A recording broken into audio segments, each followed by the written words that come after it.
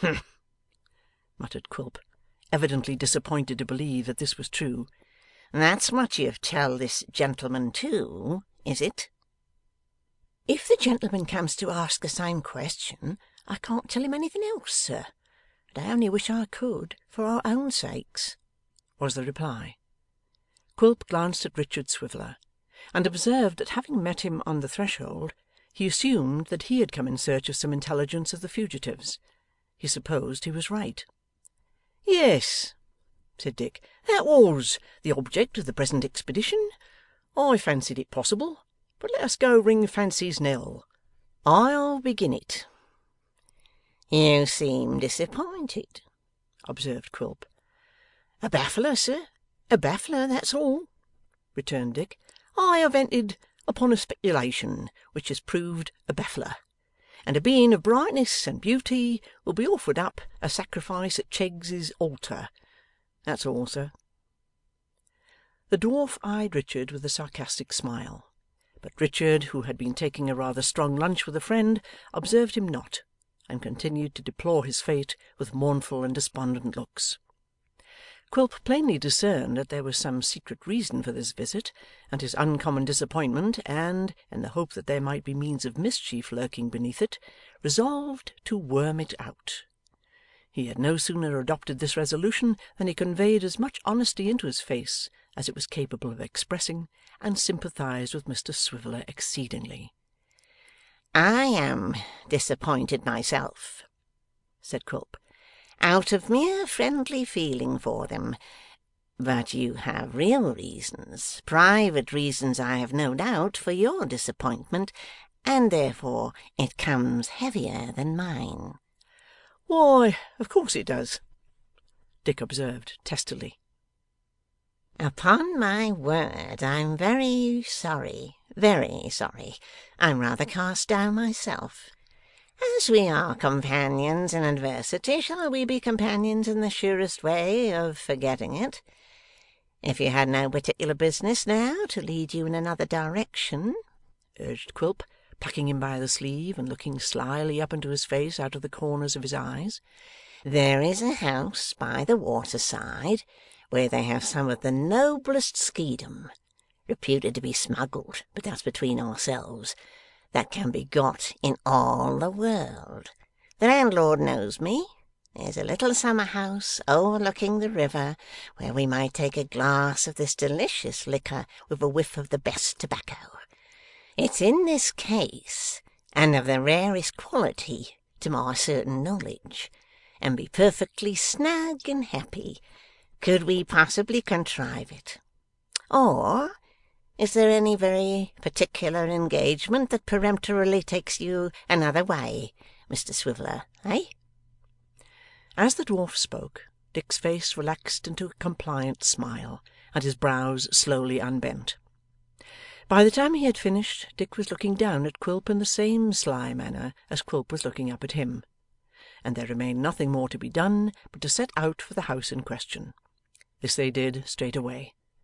The moment their backs were turned, little Jacob thawed, and resumed his crying from the point where Quilp had frozen him. The summer house, of which Mr Quilp had spoken, was a rugged wooden box, rotten and bare to see, which overhung the river's mud, and threatened to slide down into it. The tavern to which it belonged was a crazy building, sapped and undermined by the rats, and only upheld by great bars of wood which were reared against its walls, and had propped it up so long that even they were decaying and yielding with their load, and of a windy night might be heard to creak and crack as if the whole fabric were about to come toppling down. The house stood, if anything so old and feeble could be said to stand, on a piece of waste ground, blighted with the unwholesome smoke of factory chimneys, and echoing the clank of iron wheels and rush of troubled water. Its internal accommodations amply fulfilled the promise of the outside. The rooms were low and damp, the clammy walls were pierced with chinks and holes, the rotten floors had sunk from their level, the very beams started from their places and warned the timid stranger from their neighbourhood. To this inviting spot, entreating him to observe its beauties as they passed along, Mr Quilp led Richard Swiveller, and on the table of the summer house, scored deep with many a gallows and initial letter, there soon appeared a wooden keg, full of the vaunted liquor. Drawing it off into the glasses with the skill of a practised hand, and mixing it with about a third part of water, Mr Quilp assigned to Richard Swiveller his portion, and lighting his pipe from an end of a candle in a very old and battered lantern, drew himself together upon a seat and puffed away. 'Is it good?' said Quilp, as Richard Swiveller smacked his lips. 'Is it strong and fiery? Does it make you wink and choke, and your eyes water, and your breath come short? Does it?' 'Does it?' cried Dick, throwing away part of the contents of his glass, and filling it up with water. 'Why, man, you don't mean to tell me that you drink such fire as this?' 'No,' rejoined Quilp, 'not drink it. Look here, and here, and here again. Not drink it.' As he spoke, Daniel Quilp drew off and drank 3 small glassfuls of the raw spirit, and then with a horrible grimace took a great many pulls at his pipe, and swallowing the smoke, discharged it in a heavy cloud from his nose. This feat accomplished, he drew himself together in his former position, and laughed excessively. 'Give us a toast,' cried Quilp, rattling on the table in a dexterous manner with his fist and elbow alternately, in a kind of tune. 'A woman, a beauty. Let's have a beauty for our toast, and empty our glasses to the last drop. Her name, come.' 'If you want a name,' said Dick, 'here's Sophy Wackles.' 'Sophy Wackles!' screamed the dwarf. 'Miss Sophy Wackles, that is. Mrs Richard Swiveller that shall be. Shall be. Ah!' said Dick. 'You might have said that a few weeks ago, but it won't do now, my buck. Immolating herself upon the shrine of Cheggs.' 'Poison Cheggs. Cut Cheggs' ears off,' rejoined Quilp. 'I won't hear of Cheggs. Her name is Swiveller, or nothing. I'll drink her health again, and her father's, and her mother's, and all her sisters and brothers. The glorious family of the Wackleses, all the Wackleses in one glass. Down with it to the dregs.' 'Well,' said Richard Swiveller, stopping short in the act of raising the glass to his lips, and looking at the dwarf in a species of stupor as he flourished his arms and legs about. 'You're a jolly fellow, but of all the jolly fellows I ever saw or heard of, you have the queerest and most extraordinary way with you. 'Pon my life, you have.'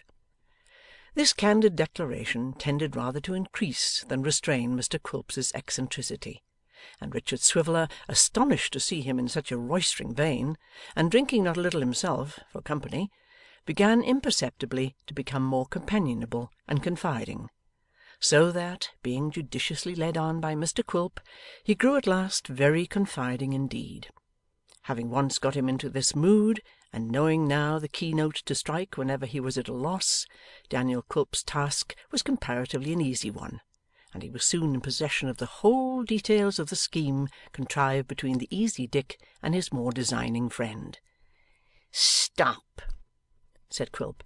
'That's the thing, that's the thing. It can be brought about. It shall be brought about. There's my hand upon it. I am your friend from this minute.' 'What? Do you think there's still a chance?' inquired Dick, in surprise at this encouragement. 'A chance?' echoed the dwarf. 'A certainty. Sophy Wackles may become a Cheggs, or anything else she likes, but not a Swiveller. Ho, you lucky dog! He's richer than any Jew alive. You're a made man. I see in you now nothing but Nelly's husband, rolling in gold and silver. I'll help you. It shall be done. Mind my words, it shall be done.' 'But how?' said Dick. 'There's plenty of time,' rejoined the dwarf, 'and it shall be done. We'll sit down and talk it over again all the way through. Fill your glass while I'm gone. I shall be back directly, directly.